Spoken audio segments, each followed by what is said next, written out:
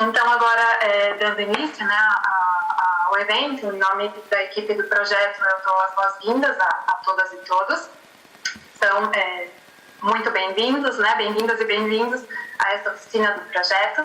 Espero que seja um dia de trabalho e intercâmbio muito proveitoso para todas e todos aqui presentes hoje. Para o nosso projeto, seguramente será. Agradecemos pelo interesse em participar dessa atividade do projeto, né? Como verão em detalhes em alguns minutos, será composto de 2 momentos, né? Um primeiro momento mais expositivo, como já comentei, né? Com alguns resultados do projeto que serão apresentados pela Micaela Tringli, que é pesquisadora responsável pelo projeto e coordenadora do trabalho do grupo, né? De pesquisadores que trabalharam aqui no Uruguai. Seguido também por algumas palavras, alguns aportes também do Miguel Paspal, que é pesquisador corresponsável do projeto e coordenou a equipe de investigadores e pesquisadores de Chubut, na Argentina.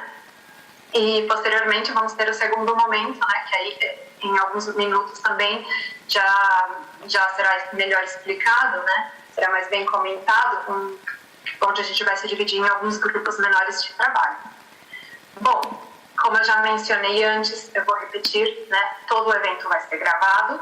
Somente essa primeira parte mais expositiva de resultados do projeto e apresentações sobre as crises hídricas é o que vai ser público, né, o que vai ser divulgado, difundido. Então, inclusive, caso queiram também compartilhar, né, esse vídeo, caso conheçam alguém que não pôde participar hoje, mas que tem interesse no evento, então será possível depois, posteriormente, enviar o vídeo.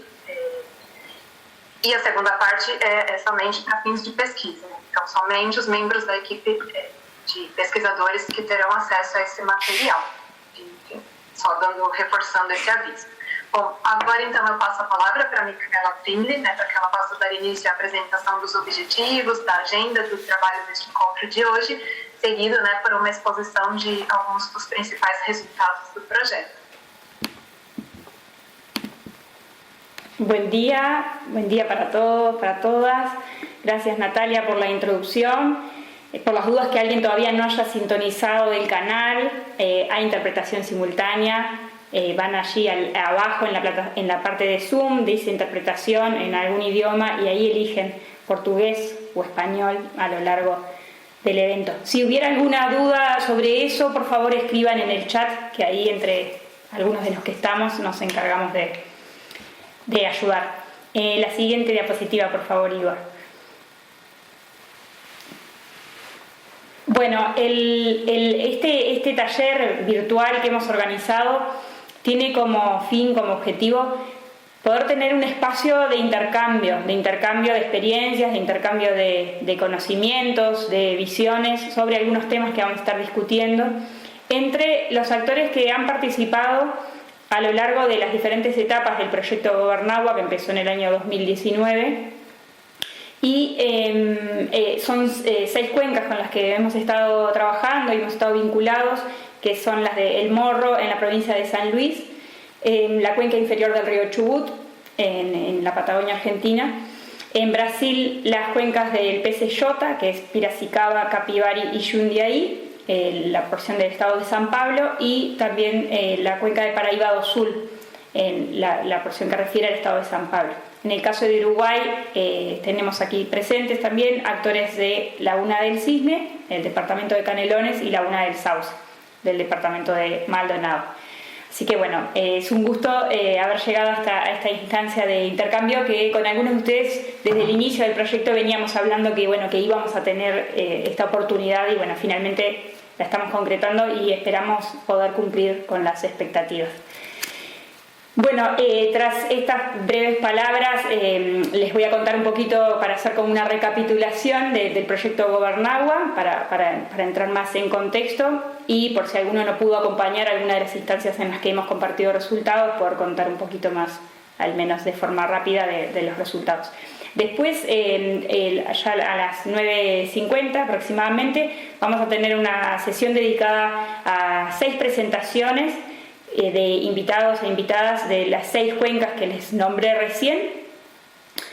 Luego de eso vamos a pasar a una instancia de trabajo en subgrupos en las que vamos a estar discutiendo temáticas, aquellas que estaban en el formulario que les enviamos y ustedes indicaron en cuáles tenían interés y demás.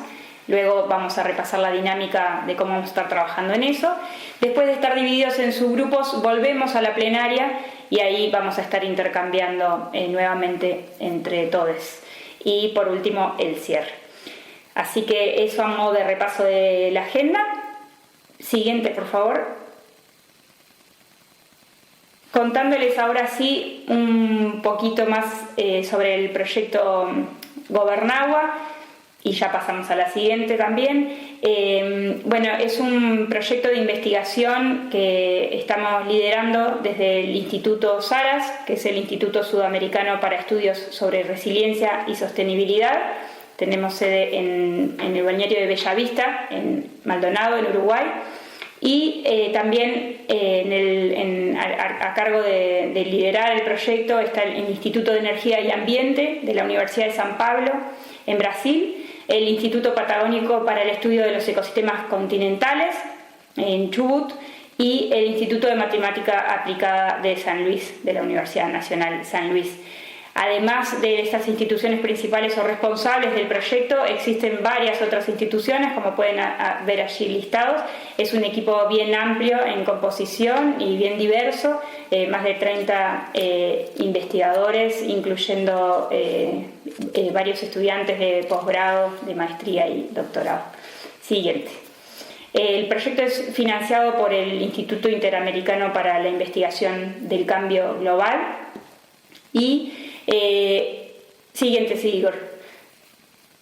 Como podían ver allí en esas imágenes, el proyecto se ha centrado bastante en lo que son las crisis vinculadas al agua o crisis hídricas, que Sudamérica no está ajeno a lo que es el contexto global e internacional en cuanto a crisis hídricas de diversos tipos, tanto puede ser de escasez como de excesos e inundaciones o erosión, problemas de calidad de agua, etc. Luego les vamos a contar un poquito más de las crisis. En realidad quienes nos van a contar más de las crisis son los expositores que están en la siguiente sección o parte de la actividad. Como pueden ver en la siguiente diapositiva,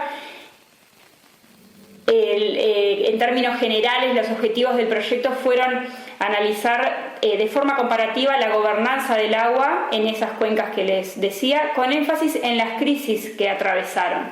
Y en particular a las crisis las analizábamos entendiendo que podían ser ventanas de oportunidad para propiciar cambios o transformaciones en la gestión y en la gobernanza del agua. Además, también el proyecto tiene entre sus objetivos fortalecer las capacidades y competencias anticipatorias en las personas, colectivos e instituciones para una gobernanza adaptativa y anticipatoria del agua y con participación de diversos actores y demás. Cuando hablamos en este caso de anticiparnos, nos referimos a estar preparados para esos futuros inciertos y en un escenario deseado poder evitar que ciertos eventos se desencadenen en crisis. Allí pueden ver en el mapa las 6 cuencas que les comentaba. Aquellas que están indicadas con la raya roja son las cuencas en las que tuvimos la oportunidad de trabajar en más profundidad, dado que por el poco tiempo del proyecto, que estaba previsto que fueran 2 años, no era viable trabajar en profundidad en las 6 cuencas a lo largo de todo el proyecto, sobre todo por ciertas metodologías de trabajo que implicaban estar en territorio, intercambiar y tener espacios de intercambio con los actores de las cuencas. Si bien estaba prevista la finalización en mayo de este año, por motivos de la pandemia, el proyecto se ha extendido y va a finalizar en mayo del año que viene. Siguiente, por favor. Bueno, a lo largo de estos 2 años estuvimos trabajando de diversas maneras, entre otras cosas hicimos análisis de datos secundarios o de información ya existente sobre las cuencas, contenida en informes, en publicaciones, legislaciones específicamente de cada cuenca, y también hicimos un gran esfuerzo de entrevistar cumpliendo o atendiendo a una diversidad de actores en las 6 cuencas, Se realizaron cerca de 100 entrevistas en los diferentes, en el total, digamos, de las cuencas. Y a lo largo del proyecto, sobre todo después de la etapa de entrevistas, empezamos a coordinar una serie de talleres o espacios de intercambio que en algunos casos pudieron ser presenciales y en la mayoría de los casos fueron virtuales, y seguramente algunos de ustedes participaron. En esas instancias pudimos discutir e intercambiar sobre los resultados que íbamos obteniendo del análisis de las crisis y de la gobernanza del agua a través de los otros métodos que les comentaba, y también generar instancias de intercambio sobre otros temas que les resultaba de interés según la cuenca. Siguiente, por favor.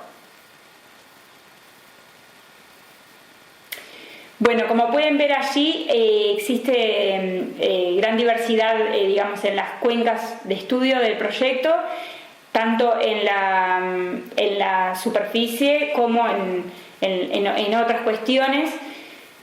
Podrán ver que más allá del tamaño o de la superficie de la cuenca, son cuencas importantes en el sentido del número de personas que son abastecidas por agua de estas cuencas. Tenemos lo que nosotros a la interna del proyecto hablamos de las cuenquitas, en el caso de Uruguay, y tenemos ya las cuencas más grandes y que abastecen a millones de personas en el caso de Brasil.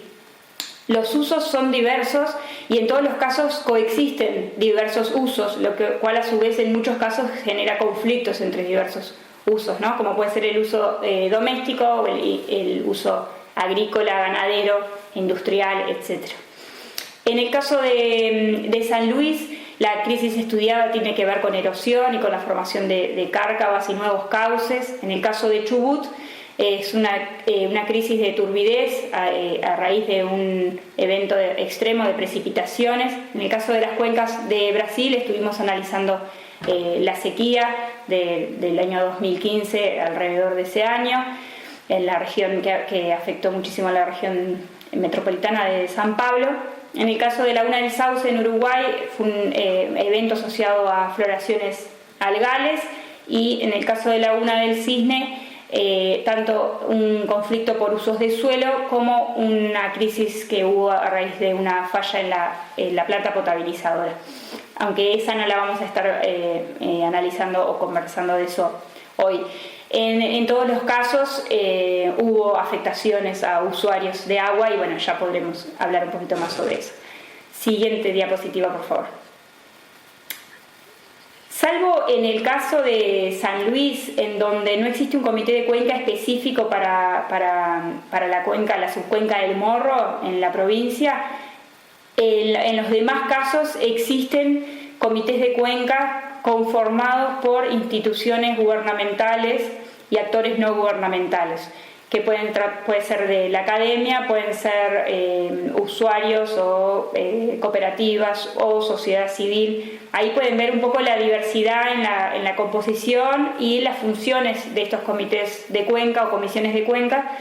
Es una tabla muy sintética, solo para mencionar que, que estos espacios existen, en algunos casos están más activos que en otros, y lo que podemos ver en el proyecto también es que estos ámbitos que tienen un rol importante o que se espera que tengan un rol importante en la coordinación interinstitucional o entre actores, y también de brindar apoyo en la gestión del agua, en algunos casos no tuvieron un rol activo durante las crisis o en respuesta a las crisis de agua. En algunos casos ni siquiera se reunieron o operaron o trataron el tema, mientras que en otros casos sí se reunieron para tratar la crisis, o incluso hubo propuestas y medidas específicas que surgieron del Comité de Cuenca para ser implementadas cuando estaba la crisis en cuestión. Siguiente, por favor. Ahora, en términos bien rápidos, compartirles algunas conclusiones de la investigación que no se desprenden de esto que les he ido contando ahora, sino de diversas etapas del proyecto, y que las hemos ido compartiendo, pero para algunos capaz que es más un repaso que algo nuevo. Pero del proyecto pudimos ver y confirmar en realidad, ¿no?, que las crisis de agua constituyen problemas complejos en los cuales hay diversidad de actores involucrados y diversidad de causas también y factores que llevan a esas crisis, incluyendo cuestiones o factores climáticos, biológicos, como también cuestiones y factores que hacen a la gestión y a la gobernanza del agua. Y de hecho también confirmar lo que decimos comúnmente, ¿no?, de que las crisis de agua son también crisis de gobernanza. Las crisis que analizamos muestran que hay una interdependencia entre la gestión de los recursos hídricos o la gestión del agua y la gestión del territorio y los usos del suelo. En varios casos las crisis actuaron como gatillo para concretar ciertas medidas que en algunos casos ya estaban planificadas. Un desafío que persiste en todos los casos es la fragmentación de funciones y de acciones, por ejemplo, entre ministerios o entre instituciones a cargo de la calidad del agua y aquellas que están encargadas de la cantidad de agua, entre otros. Y bueno, también otra conclusión a la que llegamos es que, bueno, que continúa siendo necesario fortalecer los procesos de articulación, reflexión y aprendizaje entre los diferentes actores de las cuencas, además de los monitoreos y los análisis de futuro, sobre todo de cara a lo que hablábamos al inicio de la gobernanza adaptativa y anticipatoria. Siguiente.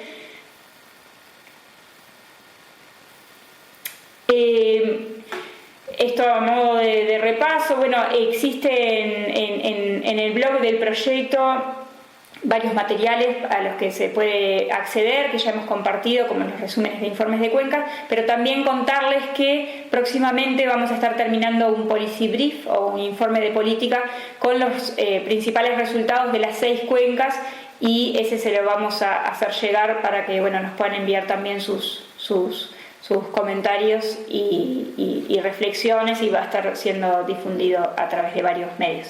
Siguiente. Creo que ya es nomás invitarlos a ver el blog que lanzamos recientemente, si aún no lo han visto. Siguiente. En la sección de publicaciones, allí podrán ver para cada publicación hay un resumen, que no es el resumen de la publicación, sino que explica un poco más los resultados. Por ahora solo está en español, esperamos que más adelante pueda estar en portugués también.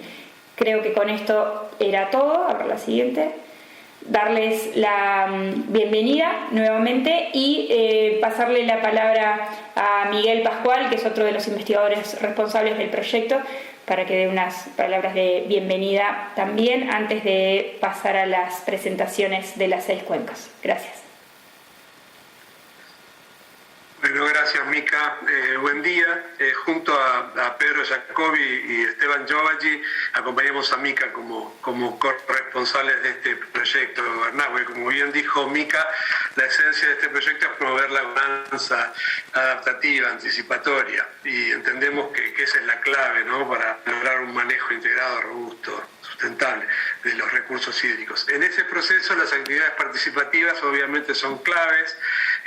Lo que creemos que es importante permeabilizar, digamos, muchos compartimentos existen muchas veces entre distintas estructuras, ¿no?, de los mismos estamentos de gestión, como mencionó Mica, pero también entre las disciplinas de ciencia y técnica o entre los grupos de usuarios, ¿no? Así que en estos más de 2 años este proyecto ha tenido distintas actividades en forma de talleres y entrevistas para promover esa participación, ¿no?, y la permeabilización de barreras entre participantes del proyecto y entre distintos nodos. Pero bueno, la actividad de hoy nos lleva como a otra escala de esa participación, porque estamos poniendo actores de estas distintas cuencas, ¿no?, de los distintos estudios entre sí. Así que la verdad es que vemos con mucho interés los resultados de esta actividad en particular, que nos parece muy interesante. Quería aprovechar para felicitar a Liliana y sus colaboradores de este taller, que fue muy excelente organización. Y bueno, es un gusto darles la bienvenida y les deseo un taller muy productivo e interesante, y bueno, seguimos intercambiando.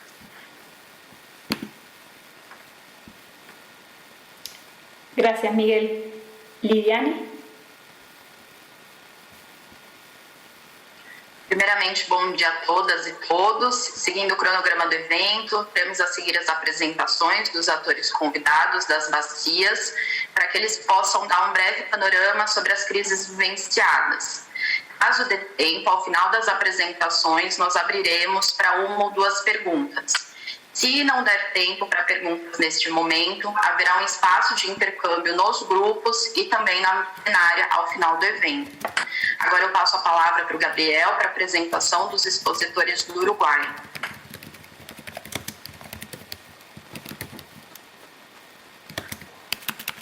Buen día, ¿cómo están?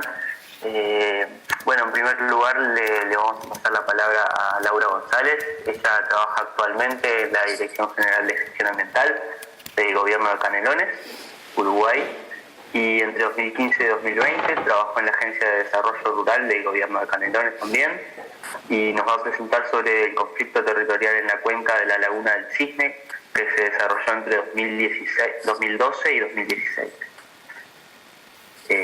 Adelante. Bueno, buenos días a todos y a todas. Gracias, Gabriel, por la presentación y al resto del equipo por la invitación. Corroborar, no sé si me están escuchando bien ahí. Bien, muchas gracias. Varias caras que se mueven, así que sí. Bueno, buenos días, como decía, como bien dijo Gabriel, yo en este momento estoy trabajando como asesora en temas vinculados a cuencas hídricas y áreas protegidas en la Dirección de Gestión Ambiental, pero todo este proceso de Laguna del Cisne lo transité trabajando en la Agencia de Desarrollo Rural, o sea, desde otra perspectiva, más desde el desarrollo rural y la interacción y el trabajo con los pobladores de la zona. Bien, la siguiente. Ahí lo que tienen es el mapa de la cuenca. Es una cuenca pequeña de 54 hectáreas, 54, y lo que ven ahí son los padrones según la categorización de suelo que tienen. En los colores más claros, turquesas, celestes, verdes, son los padrones que tienen vínculo directo con los recursos hídricos y la laguna, y el resto son los padrones que fueron categorizados como rural productivo. La siguiente. Pasamos ahí, perfecto. Bueno, como decía Micaela, en el caso de Laguna del Cisne, el enfoque que se le dio al conflicto, si bien el tema agua siempre está en el trasfondo, porque justamente estamos hablando de una cuenca, el conflicto nosotros lo identificamos más como un conflicto desde el territorio, desde un proceso, o sea, venido o que surge a través de un proceso histórico, o sea, no es algo puntual como puede ser en otros casos una sequía o una floración de cianobacterias, sino que en este caso se transitó un proceso en el cual se fueron dando en el mismo territorio, un territorio pequeño, diálogos entre el ambiente y la sociedad, o sea, los vecinos, las vecinas y los consumidores del agua que se potabiliza desde la laguna. Y por eso ahí yo les ponía como una serie de conceptos sobre los cuales nos parece que se fue fundando ese conflicto. El tema del agua, desde esas dos perspectivas, desde la perspectiva del consumo humano, o sea, el cuidado del agua de la laguna, porque, como bien se dijo, es una laguna que abastece una población de 100.000 habitantes y que aumenta mucho más en verano, porque estamos hablando de la zona de la faja costera, de los balnearios de Canelones, y que actualmente también viene aumentando o ha ido aumentando en función de que la zona ha cambiado sus usos y se ha convertido en una zona de asentamiento permanente, de viviendas, y no tanto de veraneo o de fin de semana como fue hace 15 o 20 años. Entonces ahí conviven esas dos perspectivas, ver el agua desde la perspectiva del consumo humano y ver el agua desde su uso productivo, ¿no? Desde el uso para regadíos, para plantíos y demás. Lo mismo pasa con el suelo, desde esa visión de la productividad, de los kilos por hectárea, los rendimientos necesarios para satisfacer la venta de los empresarios. En este caso, cuando se inició el conflicto, estábamos hablando de mayoritariamente producción de soja en casi que un ciclo continuo. Y esa otra perspectiva de los habitantes, de los vecinos, que tienen más que ver con la soberanía alimentaria, ¿no? Con el uso del suelo para producir alimentos o para sostener servicios ecosistémicos de uso común. Lo mismo con el caso de las poblaciones, o sea, uno puede identificar ahí distintos tipos de pobladores, el poblador habitual, el que vive, el que ha crecido en la zona, y el poblador que ha migrado de otras zonas y viene a vivir ahí con una perspectiva de salud, de ecosistema saludable, y se enfrenta a esta cuestión vinculada a los sistemas productivos que estaban en aquel momento, el momento que estamos analizando, ya venían bajando, digamos, la concentración de cultivos de soja. Pero veníamos de un pico del 2011 al 2014, 2015, en donde, como les decía, el crecimiento en hectáreas de siembra directa había sido impresionante. Y esto mismo tiene que ver con los habitantes de ese medio. Estamos hablando de un territorio rural donde conviven, ¿no? Trabajadores, entendiendo a los productores familiares y productores empresariales como trabajadores de ese lugar, y a los vecinos o vecinas, tanto propietarios como también los usuarios de ese territorio. Y en el caso también del territorio visto simplemente como suelo, visto desde esa perspectiva, ¿no? De ese bien común, de esos servicios ecosistémicos, de ese lugar de recreación, de espacio de goce del ambiente, de usufructo del ambiente, contra esta visión del suelo productivo rural. O sea, es un espacio rural que tiene un destino que es el uso productivo. Entonces, todos estos factores y posiblemente alguno más fueron aflorando en ese periodo, principalmente previo al 2016, ¿verdad? Donde el conflicto se fue instalando, y son cuestiones que después se fueron trabajando con la gente. Sí, Laura, discúlpame que solo te aviso que ya pasaron 5 minutos. Bueno, vamos rápido. Entonces las demás son bastante explícitas. Lo que pasa es que, es difícil.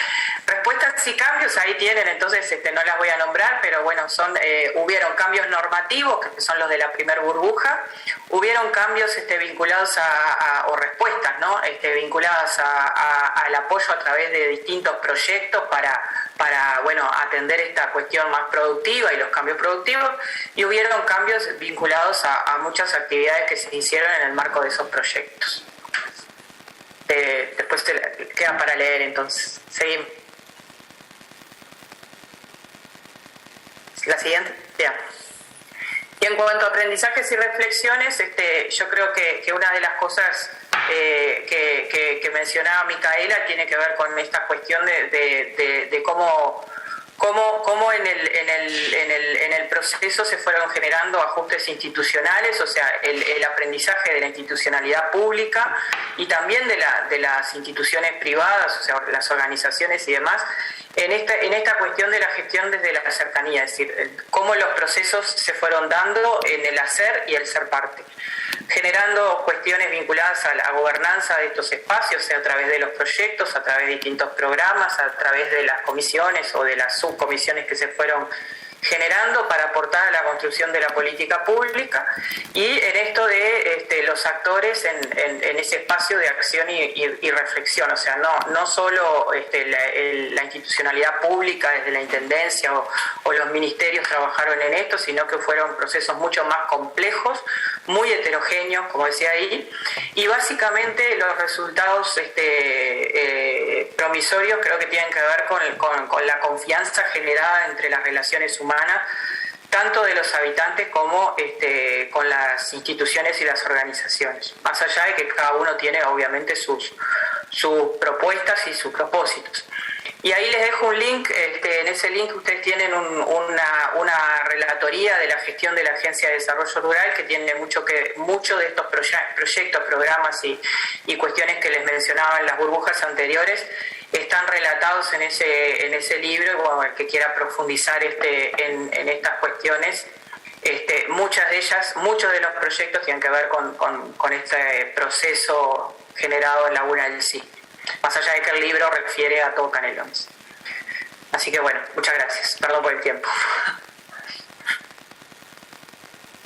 No, está bárbaro, Laura, es difícil acortar. Bueno, muchas gracias. Y ahora le vamos a pasar la palabra a Luis Reolón.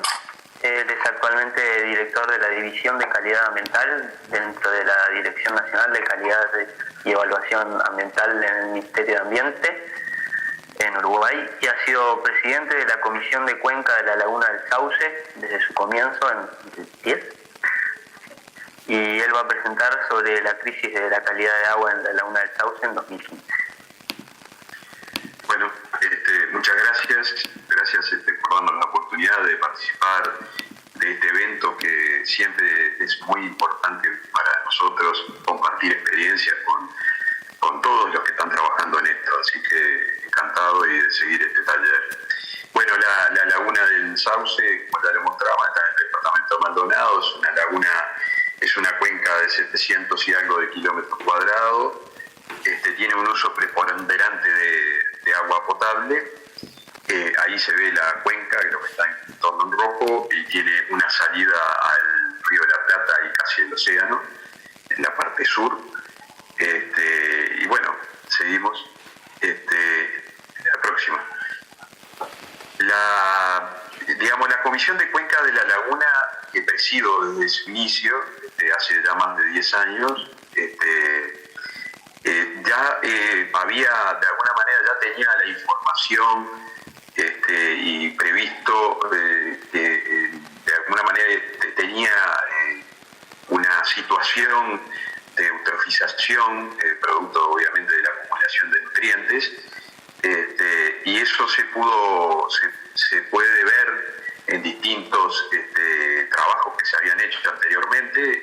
Ahí mismo hay uno de las bases técnicas de manejo de la Laguna del Sauce que fue hecho por Saras, quien está patrocinando aquí este evento, y ya había elementos que decía que hacía 100 años ya teníamos, ya había problemas en esta laguna, agravados en el año 45, que se hizo en la laguna en su salida, tiene un arroyito, pero se le hizo una presa que levantó algo así como un par de metros el nivel del pelo del agua, y eso hizo como reservorio para el agua potable, para OCE, que es la empresa uruguaya de agua potable, para Canelones, Punta del Este y gran parte de Maldonado.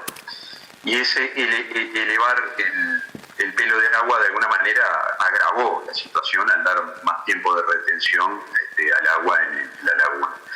La Comisión de Cuenca ya había en el 2011 determinado los riesgos que dice ahí que ya existían en la laguna, y bueno, que un poco lo que yo comentaba anteriormente, que ya habían procesos antiguos de eutrofización y que de alguna manera esto anticipaba que esto podía agravarse, y también que este proceso, como dice al final, es un proceso de reversión muy lento, ¿no? O sea, después que ocurren las cosas, la gente piensa que se puede reparar en forma rápida, pero evidentemente esto no ocurre en la biología. Siguiente. Entonces, tengo un delay, ahí está. Bien,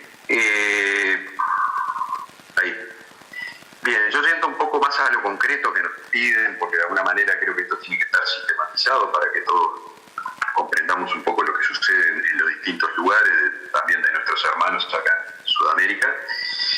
La laguna del Sauce tuvo una crisis de calidad del agua producto de una floración severa algal en el año 2015, el cual le generó olor y sabor al agua potable que procesa OCE, con fuente de agua potable de la laguna del Sauce, y eso se tradujo en esas condiciones de olor y sabor en Maldonado y Punta del Este, generalmente también siendo un sitio de relevancia turística.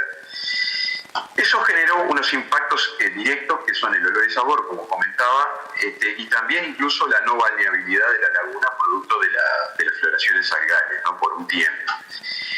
Pero hay impactos indirectos que fueron, yo coloqué dos, obviamente hay muchos más, pero es de alguna manera la confianza en el organismo de agua potable OCE se perdió una cierta parte de su confianza ante esta crisis, es una crisis de confianza, y también un impacto político local. Este evento en el 2015 agarró justo cerca de unas elecciones departamentales, lo cual hizo la crisis de alguna manera un poco más complicada, podríamos decir. Siguiente.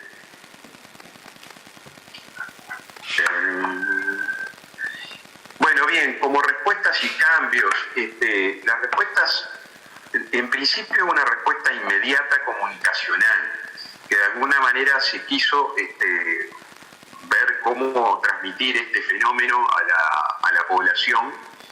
Después hubo una respuesta ya inicial, pero unos meses después, que fue la promulgación de un plan de acción con 10 medidas para detener este proceso, que lo promulga el Ministerio de Ambiente, pero en base al plan de acción que la Comisión de Cuenca había hecho en el 2011. O sea, 4 años después de algo que ya se había elaborado por la Comisión de Cuenca, el organismo nacional lo toma tardíamente, ya que esto ya se había elevado al organismo en el 2011, ¿no? Por eso son las enseñanzas.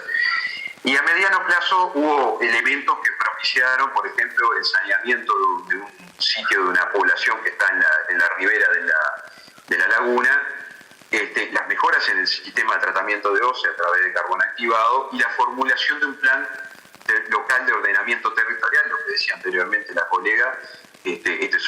Evidentemente tienen raíz en el territorio, y ese plan local de ordenamiento, que aún todavía hoy no está aprobado por la Junta Departamental de Maldonado. Todavía está en discusión, pero sí está terminado.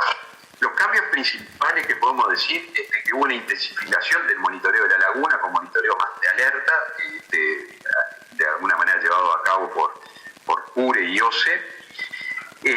Cambios, como decía, en el sistema de tratamiento, y yo diría que la comisión de Cuenca generó un impacto positivo, en el sentido de que la comisión se enfocó más en la parte propositiva, cuando vio que el problema era un problema real, y me parece, puedo decir como presidente de la comisión, que la comisión tuvo una actitud realmente muy positiva para buscar las soluciones en conjunto a la problemática.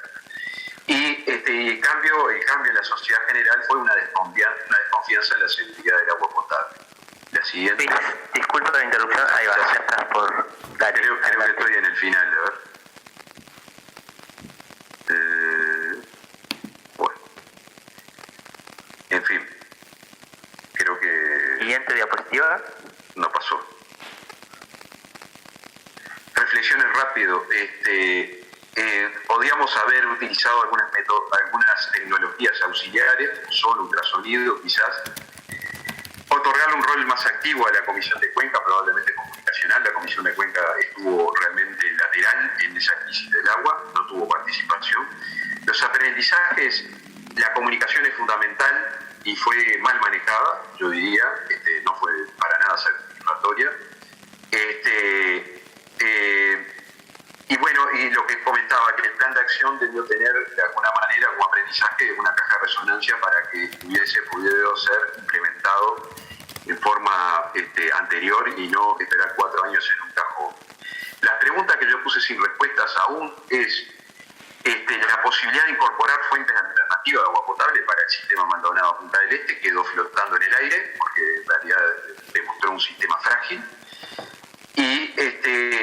otro es si es necesario un cambio en la gobernanza de esta cuenca, una gobernanza más descentralizada, más autónoma, o sea, darle más autonomía. Hoy en realidad gira en torno al Ministerio de Ambiente y no tiene nada más que una función, digamos, de conjunción, de debate, pero no tiene de gestión. Entonces cabe la pregunta también, debido a la importancia, si no debería tener más autonomía. Bueno, muchas gracias. Sé que en 5 minutos es muy difícil resumir 10 años o más de gestión, pero bueno, te quedaremos después para el debate. Bueno, muchas gracias, Luis. Ahora le paso la palabra a Lara, que nos va a presentar desde Argentina quienes van a hablar. Muchas gracias, Gabriel. Buenos días a todos. Bueno, recordarle a los expositores que son 5 o 6 minutos aproximadamente para contar sus experiencias. Y entonces darle la palabra a Emiliano Colazo por la Universidad Nacional de los Comechingones en San Luis, que nos va a contar acerca de la crisis de formación de nuevos cursos de agua en la Cuenca del Morro del año 2015. Adelante, Emiliano. Hola a todos, no sé si me escuchan bien. Bien, perfecto, por las cabecitas, sí. Ante todo, muchísimas gracias por la invitación. Así que, bueno, 5 minutos, como dijo el expositor anterior, es bastante difícil, pero vamos a tratar.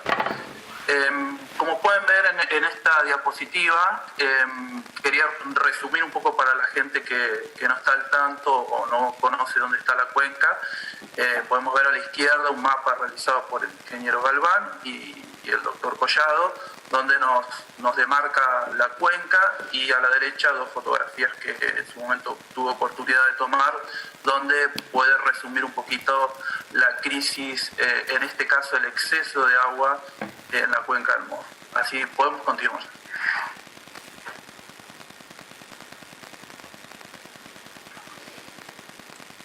No sé, la diapo que sigue.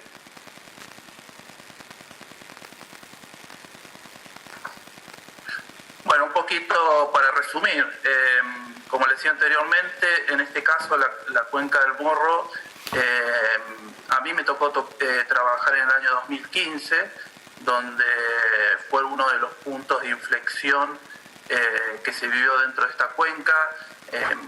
Por supuesto, esta problemática venía hace muchísimos años. Hay varios de los participantes que han trabajado, que están hoy en día, que han trabajado y conocen muchísimo mejor que yo esta problemática, pero bueno, la idea es un poquito resumir desde mi lugar. Yo en esos años estaba trabajando dentro del gobierno de la provincia como técnico y después como funcionario, específicamente en el área de suelo.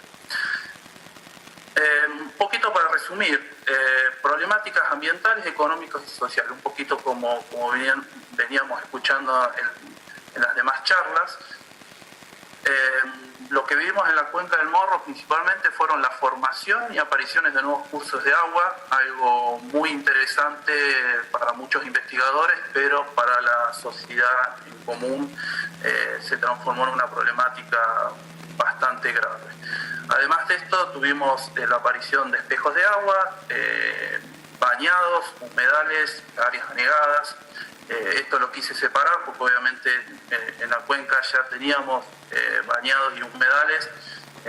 En los últimos años estos han crecido, y también cuando hablamos de áreas anegadas, más que todo estábamos teniendo en cuenta las áreas productivas. Yo lo que me olvidé de comentarles es la cuenca del Morro, principalmente es una cuenca donde se producía actividad agrícola ganadera, y que en los últimos años el avance de la frontera agrícola sobre la cuenca hizo que aumentara el número de hectáreas de producciones agrícolas, especialmente los cultivos de verano como son maíz y soja. Estos excesos hídricos también producieron procesos de degradaciones de suelo, especialmente el proceso de erosión hídrica superficial, subsuperficial, y también conllevó la salinización de grandes áreas de suelo. También tuvimos las pérdidas de bosques, pastizales y cultivos destinados a ganadería y agricultura por este ascenso del nivel freático y esta aparición de nuevos cursos de agua. Y empezamos a ver principalmente también problemas de infraestructura, especialmente en cambio caminos rurales, y algo que asentó en el 2015 fueron empezar a tener problemas con infraestructuras en rutas provinciales y nacionales. En la cuenca del Morro hay que tener en cuenta que cruzan dos rutas nacionales muy importantes, como es la Ruta 7, que va de este a oeste en la Argentina. Es una ruta que conecta básicamente Buenos Aires con Chile, y la Ruta 8 es paralela también a esta Ruta 7, pasa por provincias como Santa Fe y Córdoba, y termina uniéndose la Ruta 7 en la cuenca del Morro. Por eso en esos años empezaron a ver y se empezaron a sentar estas problemáticas en las infraestructuras. Y otra problemática muy grave, que fue lo que puso un foco para el gobierno y para la sociedad, la problemática de la cuenca del Morro, fue el aumento de los niveles freáticos, especialmente en el barrio de Vaperón, que queda en la periferia de la ciudad de Villa Mercedes, y también que esto se venía observando durante varios años, también la pérdida y daños en viviendas rurales por el aumento de el nivel freático. La siguiente, por favor. Emiliano, te recuerdo que nos queda 1 minuto para tu presentación. Gracias. Perfecto, está todo resumido.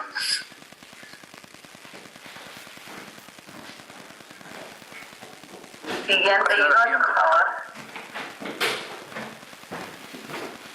Bueno, un poquito hablar de las respuestas de los cambios.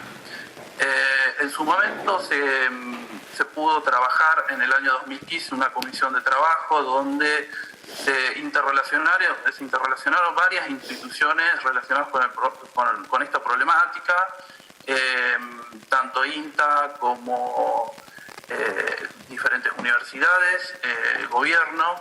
Esto hizo y puso, por suerte, varios trabajos que no estaban hilados. Se pudo hacer un reporte a pedido del gobierno, donde se pudo resumir las problemáticas y se pudo dar también parte, no digamos de las soluciones, sino las formas de mitigar a corto y a medio plazo esta problemática. Se formó una comisión de emergencia hídrica, en su momento, estamos hablando ya del año 2016, y se crearon nuevas reglamentativas y normativas, como la Ley de Emergencia Ambiental de la Cuenca del Morro, con la presentación de planes de manejo en la cuenca, que tenían 3 ejes principales, que eran la forestación, manejo de suelo y bosque nativo. Se empezaron a realizar convenios de trabajo, investigación y extensión con diferentes instituciones del medio, y se empezó a tener un mayor entendimiento de la problemática y principalmente tener en cuenta a los actores involucrados, que muchas veces no se tenían en cuenta o no se conocían tampoco. La siguiente.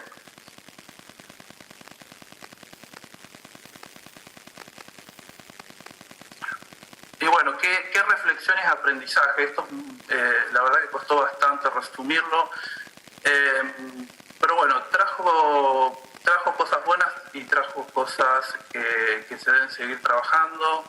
Lo principal se consolidó en su momento cuando estábamos trabajando las comisiones de trabajo, comisiones de cuenca. En la cuenca sí había una comisión, pero no tuvo la fuerza y principalmente no participó como actor. Creo que eso es una de las debilidades que se tiene que analizar, y por eso tiene que tomar mayor protagonismo. Por supuesto, el acercamiento e involucración de los diferentes actores. Una cosa que hay que tener en cuenta es que muchos dueños de establecimientos dentro de la cuenca no están en la provincia o no hacen la actividad agrícola ganadera de forma directa, sino que arriendan sus establecimientos, ya sea de forma anual, para agricultura especialmente, por lo cual no estaban en su momento informados o no tenían en cuenta el impacto que estaban generando los diferentes procesos productivos que se realizaban en su establecimiento. Y uno de los aprendizajes que hay que tener en cuenta es el trabajo a mediano y largo plazo. En su momento se trabajó muy fuerte a corto plazo, como son los trabajos de comisiones, como son las capacitaciones, como son tener nuevas normativas o potenciar viejas normativas, y creo que eso se tiene que realizar principalmente a mediano y a largo plazo, ya que la cuenca hoy en día todavía sigue en un estado de evolución constante. Así que eso es un poquito todo. Muchas gracias. Muchas gracias, Emiliano. Bueno, voy a presentar entonces a continuación al ingeniero Milton Junchen, que pertenece a la Cooperativa Limitada de Provisión de Servicios Públicos de Puerto Madryn, Servilco, quien nos va a comentar sobre la crisis de turbidez en el valle inferior del río Chubut, ocurrida en el año 2017. Adelante, Milton.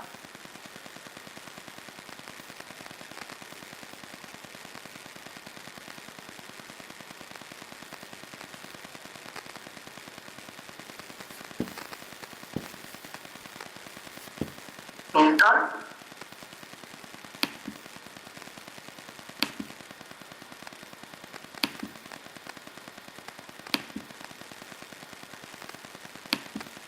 Hola, hola. Hola. Ahora sí, Milton, te escuchamos. Bueno, no, yo les decía que muchas gracias por la invitación y que es muy importante para nosotros seguir aprendiendo y poder compartir nuestra experiencia con el resto de los participantes.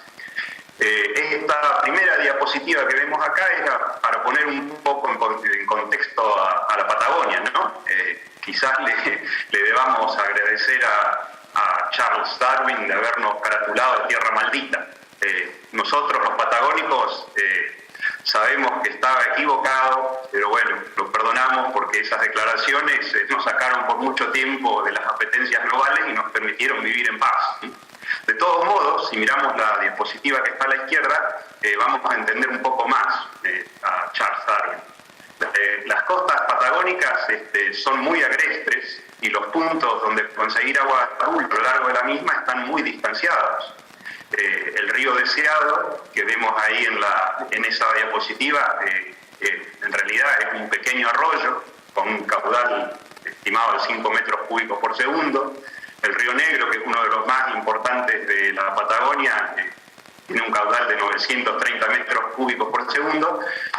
Y el río Chubut, que es justamente al que nos vamos a referir nosotros, tiene un caudal de 42 metros cúbicos segundo, y están muy separados entre sí. Entonces eso nos da un poco la idea de lo importante que es para nosotros los patagónicos el agua que nos aporta el río Chubut. Yo me voy a centrar en lo que se ve en la diapositiva de la derecha, que está marcado en negro, que es lo que nosotros denominamos el valle inferior del río Chubut. ¿Podemos pasar a la siguiente diapositiva?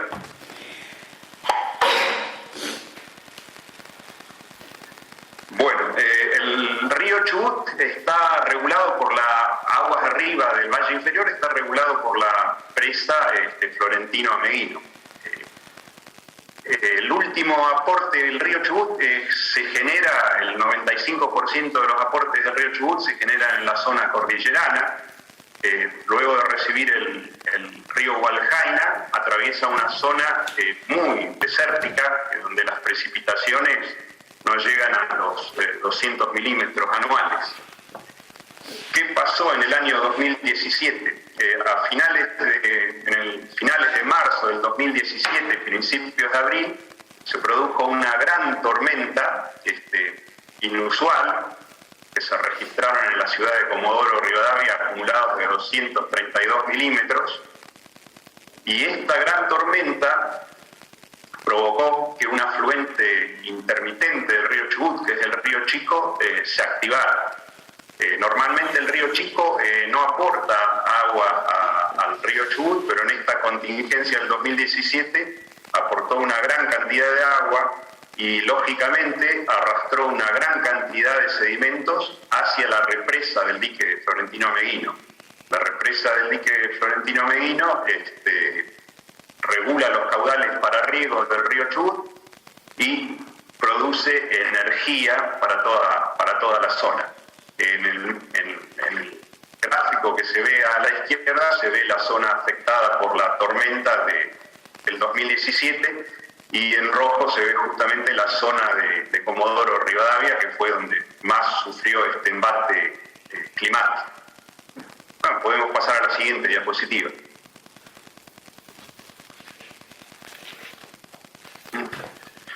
¿Qué trajo aparejado esto? Bueno, trajo aparejado esta tormenta y este arrastre de sedimentos, trajo aparejado que se produjera una gran turbidez en el río Chubut.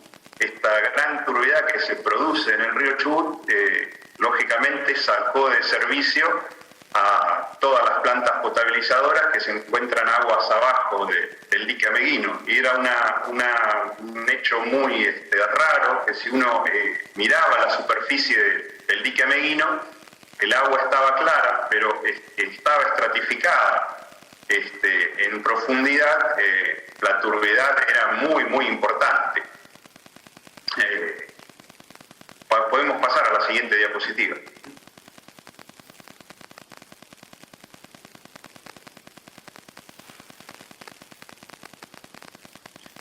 Bueno, esta diapositiva, lo que se ve es justamente el río Chico. Ese río normalmente no existe. Eso es lo que tenemos que decir, que se volvió a aportar caudal justamente debido a las tormentas que yo mencionaba en la zona de Comodoro Rivadavia, y se reactivó. Podemos pasar a la próxima diapositiva.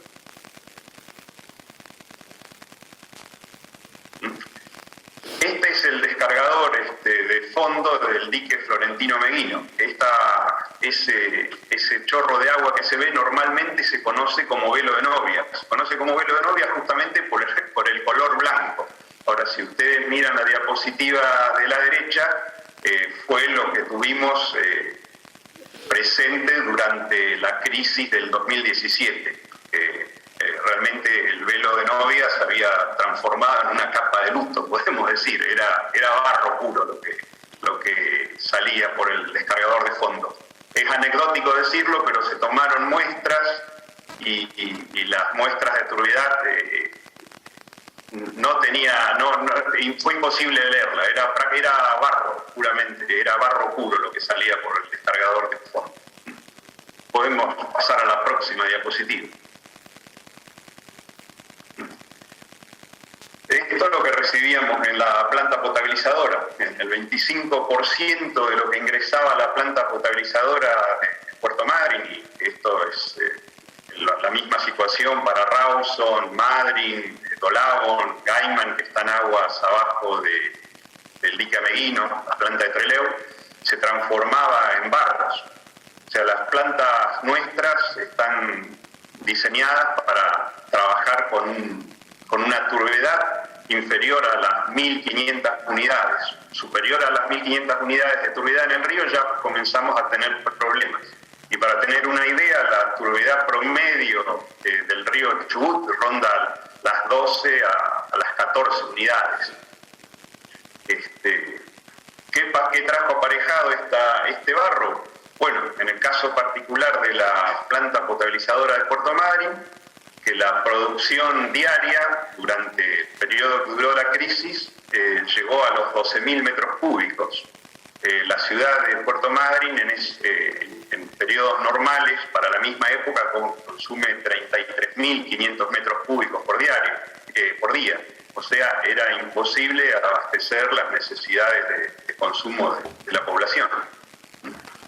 Disculpa, sí. Nos queda un minuto. Sí. Se han mezclado las diapositivas, pero bueno, podemos pasar a la próxima.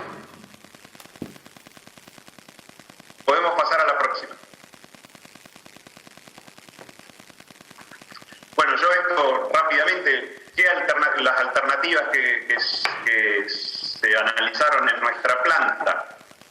Se modificaron los productos químicos que utilizamos en la producción, comenzamos a utilizar los desalinadores que teníamos en la toma como precantadores, se analizó la posibilidad de tomar agua potable de los canales de riego, se realizaron perforaciones mientras duró la crisis para captar el agua de la napa subalvia del río Chubut.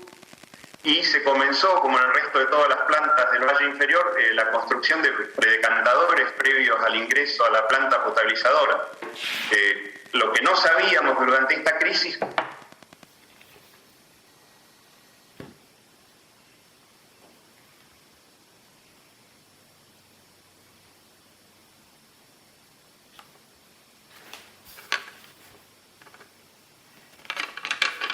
en la ciudad de Puerto Madryn. Bueno, se creó un comité de emergencia hídrica, diariamente se informaba la situación de la planta potabilizadora, la situación de erogación del dique Ameguino, se sectorizó la red, se comenzó a distribuir el agua por sectores, o sea, sectores de Madryn diariamente tenían agua, otros sectores no tenían agua, el municipio proveyó una flota de camiones para cubrir la necesidad de la población, que no faltara agua de los hospitales. Podemos pasar a la próxima diapositiva.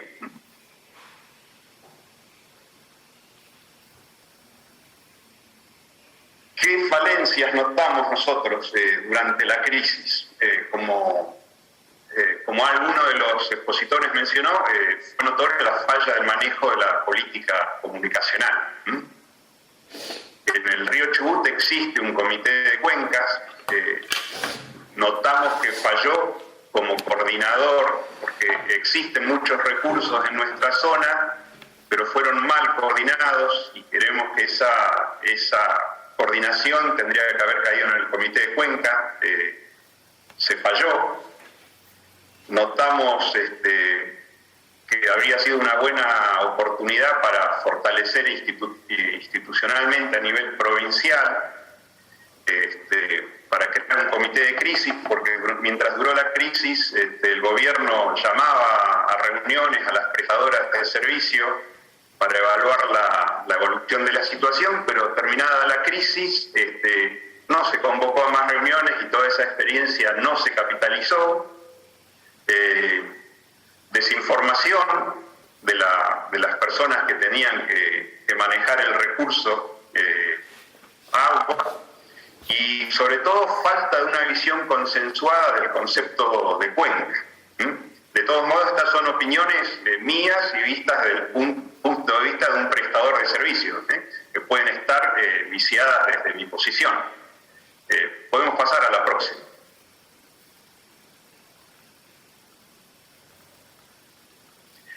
¿Qué puntos positivos nos dejó la crisis? Bueno, un fortalecimiento de las comunicaciones entre los servicios de agua potable y saneamiento del VIRCH. Lo que yo no mencioné, que es una característica importante de la provincia del Chubut, es que los servicios de agua potable y saneamiento en casi todas las ciudades están dados por cooperativas que actúan en forma independiente. La única otra provincia de Argentina que tiene esta característica es la provincia de La Pampa. Esta crisis sirvió para que se fortalezcan las comunicaciones entre las cooperativas. Dentro del comité de cuencas existe un grupo técnico y esta crisis sirvió también para fortalecer la comunicación y comenzar a trabajar más en conjunto con el grupo técnico del comité de cuencas que integran la Universidad Nacional de la Patagonia, el CONICET, la Universidad Tecnológica Nacional y el INTA, y se coordinaron con las PECHCO para empezar a trabajar en conjunto. Eso fue un punto positivo. A raíz de las reuniones de estos grupos, con el grupo del comité técnico de la cuenca, se comenzó a trabajar en la creación de una red de alerta con tecnologías locales. Una de las deficiencias que tiene la Patagonia es justamente la lejanía a los centros tecnológicos. A veces eso nos trae problemas. Dependemos mucho del norte del país, las distancias son largas y la dependencia tecnológica para nosotros es una preocupación. Bueno, gracias a estas reuniones con los grupos técnicos del Comité de Cuencas, ya se ha desarrollado una red de alerta con tecnología puramente local y se están dando los primeros pasos con mucho éxito, hay que decirlo. Y otra cosa importante, Sí. Vamos cerrando con esta última idea, Sí, porque listo. debemos dejar Esto es paso... lo último que tengo que decir y que es muy importante para nosotros, que se lo comenzó hasta la crisis, se lo veía el río Chubut desde un punto de vista puramente ingenieril, y hoy, gracias a las reuniones con otros actores, se ha dejado de pensar en el río como en un recurso y se lo comenzó a ver como un sistema ecológico muy frágil y de cual depende el abastecimiento de agua potable de la mitad de la provincia del Chubut. O sea, estamos hablando de 272.000 personas. Muchas gracias, Milton. Doy paso a Rosana para abrir las presentaciones de Brasil.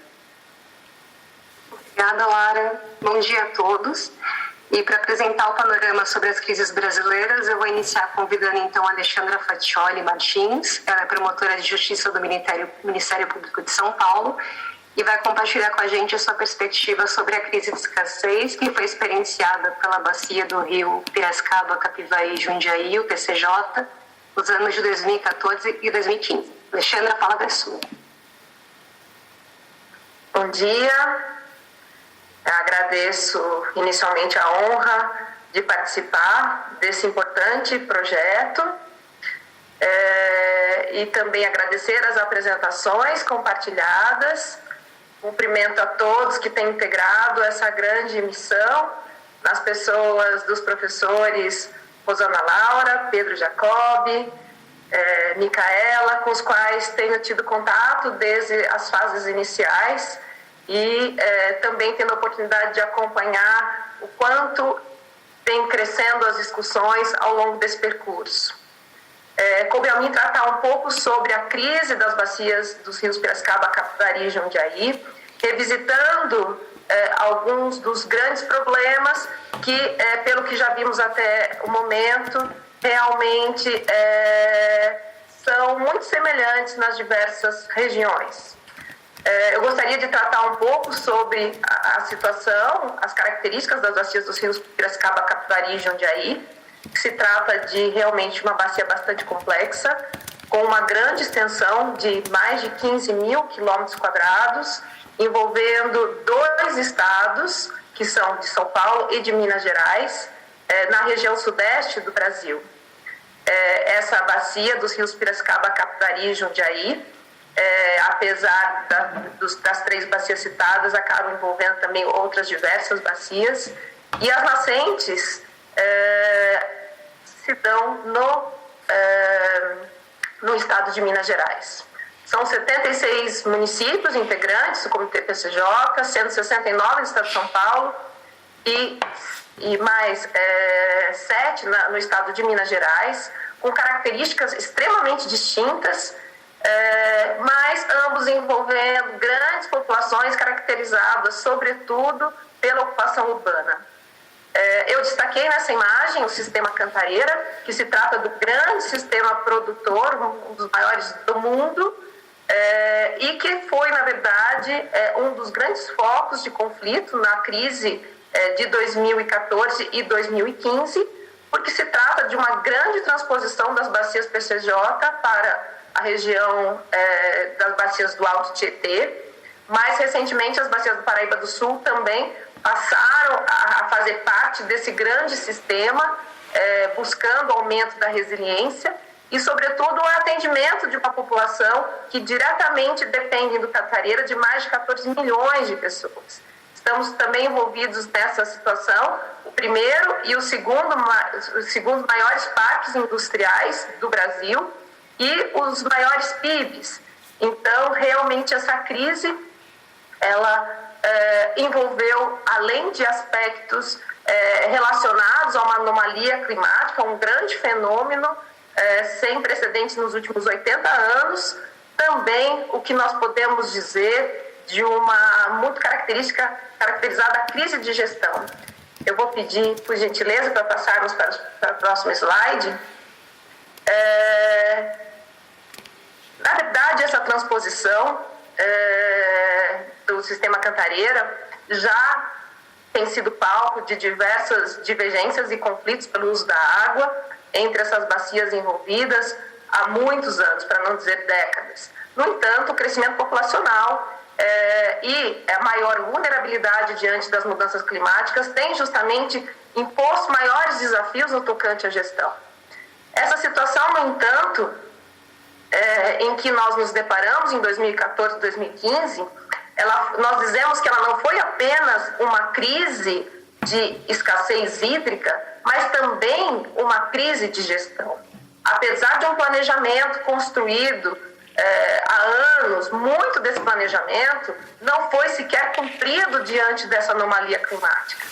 E a gestão acabou sendo conduzida assumindo riscos altíssimos, o que, de fato, acabou agravando e adiando uma série de soluções técnicas necessárias, causando problemas tanto em termos de abastecimento, problemas na qualidade da água, saúde pública, o que levou inclusive à apresentação de relatórios relacionados à violação de direitos humanos, porque populações vulneráveis acabaram sendo atingidas, e, além disso, grandes problemas também relacionados a questões ambientais, ecossistêmicas e graves impactos econômicos e sociais. Alexandra, só para comunicar que faltou 1 minuto.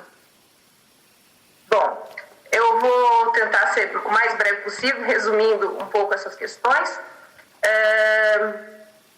Assim como nas demais situações trazidas, a fragmentação entre os órgãos também é bastante significativa e acirrada nessa situação por conta de uma dupla dominialidade. Nós temos órgãos relacionados tanto a nível federal como a nível estadual, demandando, portanto, uma articulação cada vez mais acentuada para a obtenção de maiores resultados.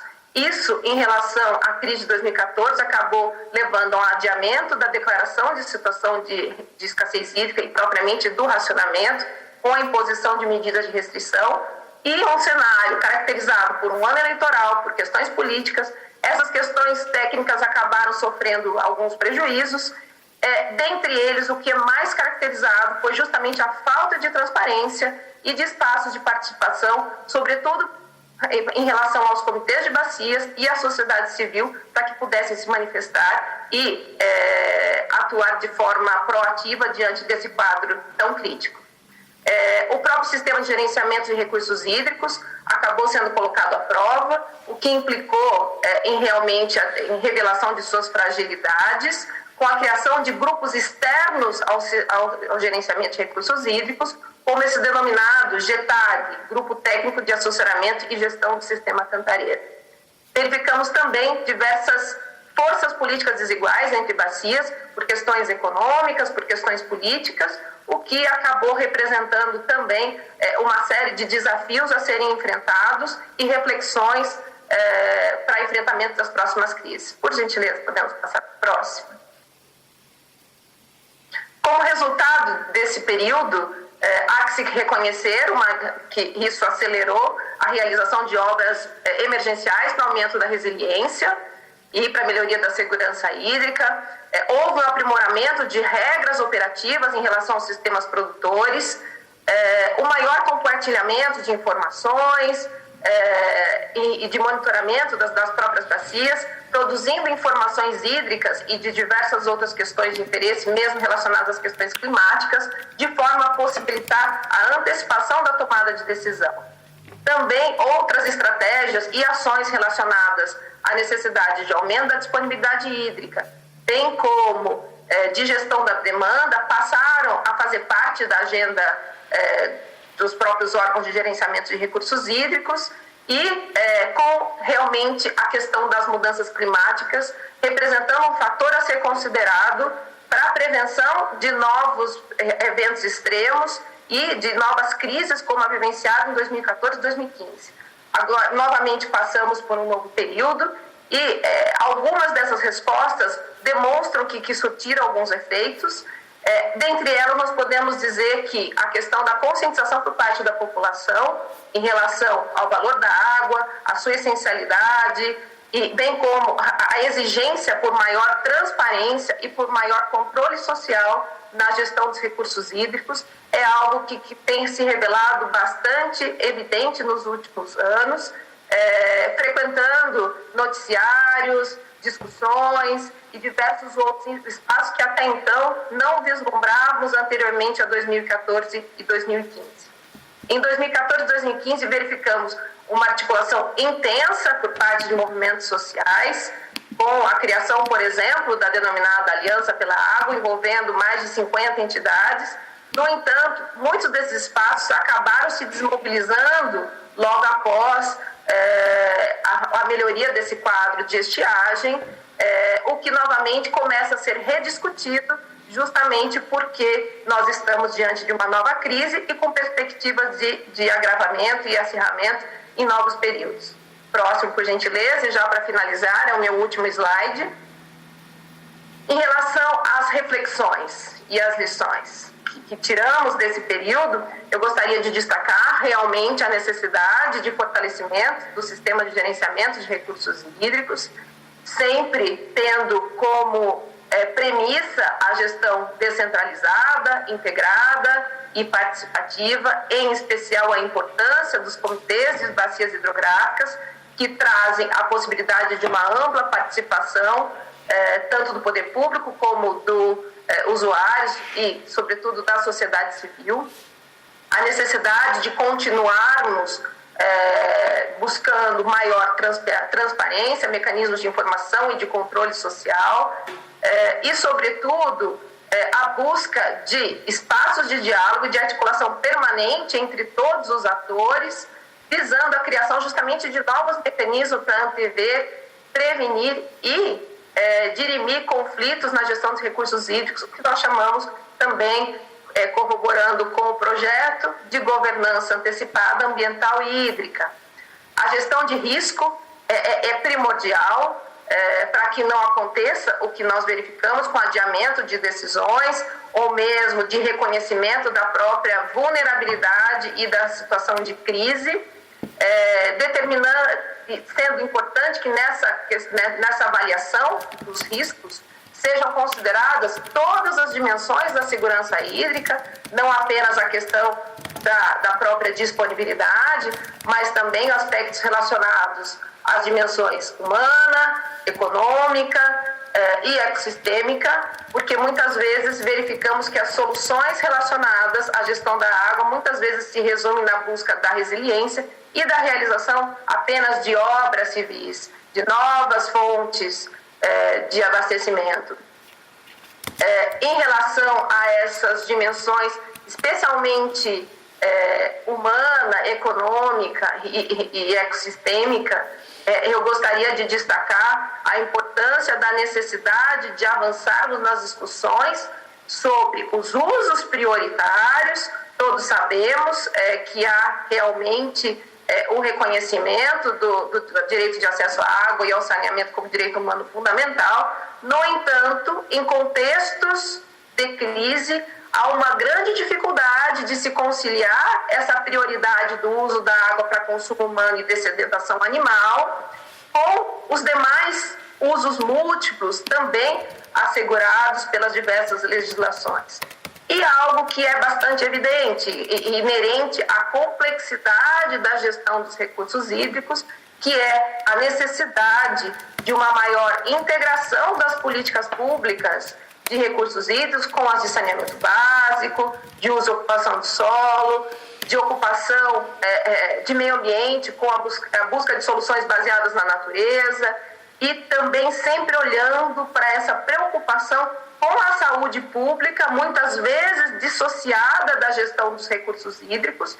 E aqui, como foram trazidas várias situações, também enfrentadas no Brasil, com problemas decorrentes de veiculação hídrica, representando também um grande risco à saúde pública, demandando, portanto, ações, estratégias e melhoria da gestão em todos os níveis que devem se articular para respostas efetivas diante desses problemas, que são os níveis federal, estadual e local. Muito obrigada a todos pela oportunidade e fico à disposição para colaborar com a necessidade. Muito obrigada, Alexandra, pela sua fala. E agora eu convido o Renato Trabalho Veneziani, ele é presidente do Comitê de Bacia Hidrográfica do Paraíba do Sul, também membro do Sindicato Rural de São José dos Campos, e também vai compartilhar a sua perspectiva sobre a crise de escassez, dessa vez vivenciada pela perspectiva, então, na bacia do Rio Paraíba do Sul, que ocorreu nos mesmos anos, então, 2014 e 2015. Renato, a palavra é sua. Obrigado, bom dia a todos. Peço desculpa por não ter uma apresentação, porque nós tivemos um problema técnico no nosso comitê, mas vamos lá. Em primeiro lugar, né, a antecessora falou muito bem da crise de 2014 e 2015, né? E atualmente, na minha opinião, na minha visão, nós estamos vivendo essa crise novamente nesse período. Nós estamos numa crise hídrica, nós estamos hoje com os nossos níveis de reservatórios muito baixos e muito aquém do seu histórico. Só que hoje nós estamos, eu vejo que em 2014 e 2015 nós não tivemos tantos problemas de governança e hoje nós estamos tendo um problema muito sério de governança, né? Porque as autoridades principalmente estaduais e federais não estão dando o seu devido, não estão dando devido informações para o comitê. O comitê hoje está só recebendo as informações via mídia, via imprensa, via boletins depois de decisão. Então, na minha opinião, hoje nós estamos numa situação muito de conflito governamental com essas autoridades. Para vocês terem uma ideia, nós hoje estamos enviando, já desde 2014, nós já enviávamos e continuamos enviando para a cidade do Rio de Janeiro 190 metros cúbicos por segundo de água para que a cidade do Rio fizesse o seu tratamento, tá certo? Porque ele precisa desse volume para empurrar o esgoto. Isso é um absurdo, nós estamos em 2021. De 2015 para cá, o estado do Rio não fez nada e nós estamos mandando esse volume de água absurdo para lá.